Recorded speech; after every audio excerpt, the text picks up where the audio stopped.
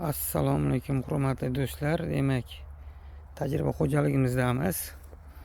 Kartoshka bo'yicha xitoyliklar bilan birga o'tkazayotgan tajribamiz bor edi.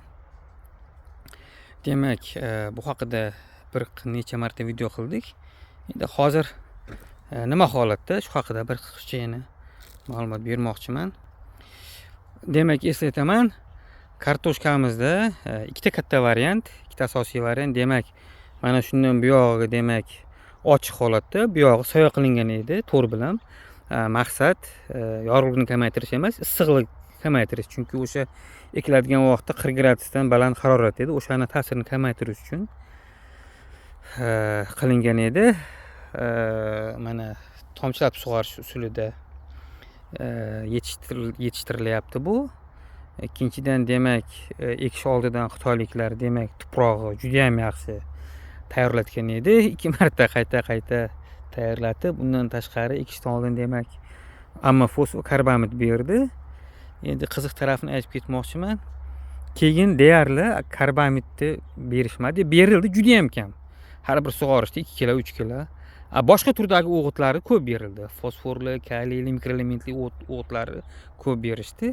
Endi nega desam, buni ham sababi bor ekan. Bir shu kartoshkani oziqlanish bo'yicha maqolalar o'qib ko'rib hayron qoldim.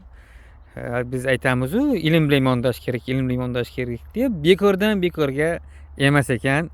Men o'qituvchilarga yozyapman, o'g'itni juda ham kam beryapsizlar desam, ayniqsa bizda endi masalan haligi selitrami, karbamidmi juda ham ko'p azotli o'g'it ko'p beramiz kartoshkaga. Ularda teskarisi ekan, boshqa o'g'itlar ko'p berar ekan.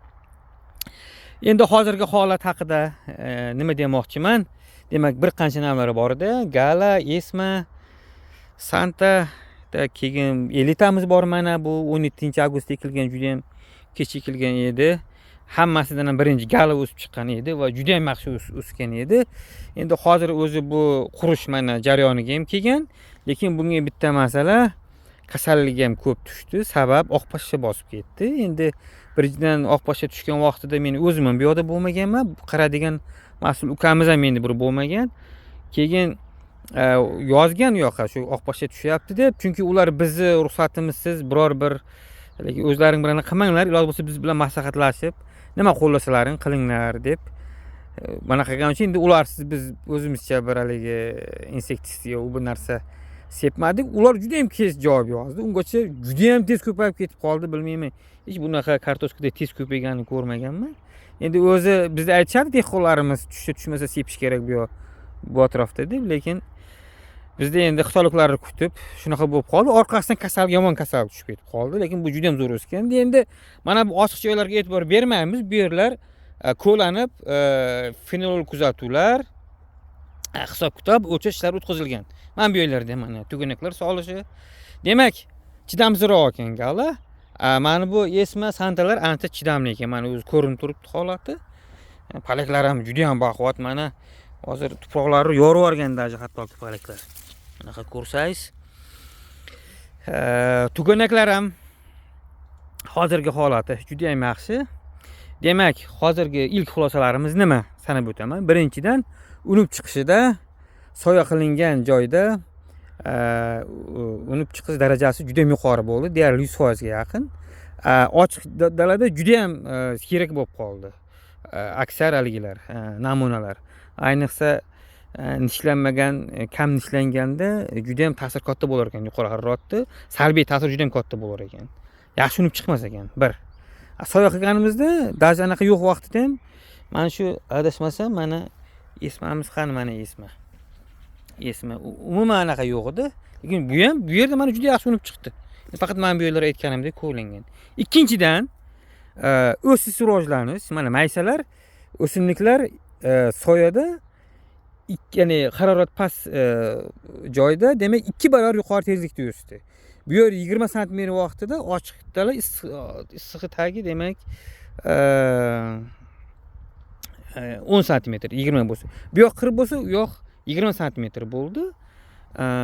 Demak, uchinchidan qarang, soya bilan ochiqlikning farqi katta bo'ldi temperaturada, haroratda.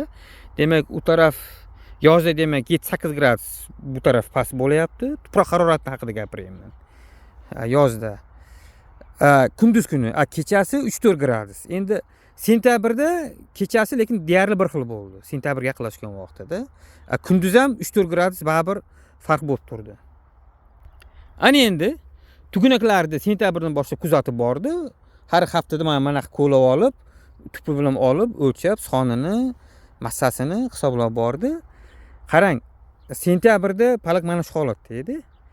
Lekin tugunaklar o'sishi oktyabrda juda ham tez. Mana bu kuzatuvchi ukamiz ham hayron qolyapti-da, rasmlarini ham tashladi. Bir haftaning ichida deydi oktyabrda. Shunaqangi ko'tarib ketdi, hayron qolyapman deydi. Demak, harorat ta'siri juda ham katta ekan. O'zim adabiyotlar titkilab chiqdim, qiziqib. Demak, 15-20 gradus eng ideal ekan. Kartoshkada tugunakni solishi boshlashi va tugunak ko'tarish uchun shu 15-20 gradus eng ideal ekan. Demak, mana bizda hozir aprelda 40 gradus bo'lib ketdi bu yil. 42 gradus bo'ldi shu aprel oxirida 25-midi esimda yo'q. 42 gradus bo'lganda Toshkentda shunaqa bo'ldi. Demak, salbiy ta'sir juda ham katta o'sha holatlar, iqlim o'zgarishini albatta endi ta'sirini hisobga olish kerak. Shunaqa bir texnologiya ustida baribir ishlash kerak. O'shaligi kartoshkada tugunak solayotgan vaqtida haroratni boshqarish bo'yicha. Endi o'zim boya bir juda ham qiziqarli ishlar qilingan ekan. Masalan, ko'p g'allada aytaman, shu gullash fazasi ayniqsa ta'siri juda ham yomon, chunki shu 2010-2009-yillarda juda ham ko'p olimlar simulyatsiya qilib ko'rgan, ya'ni haroratni oshirib ko'rgan bug'doyda, ayniqsa gullash fazasi ta'siri juda ham yomon bo'lgan. Bu isbotlangan ilmiy isbotlar, dalillar borda, hosillar keskin tushiradi.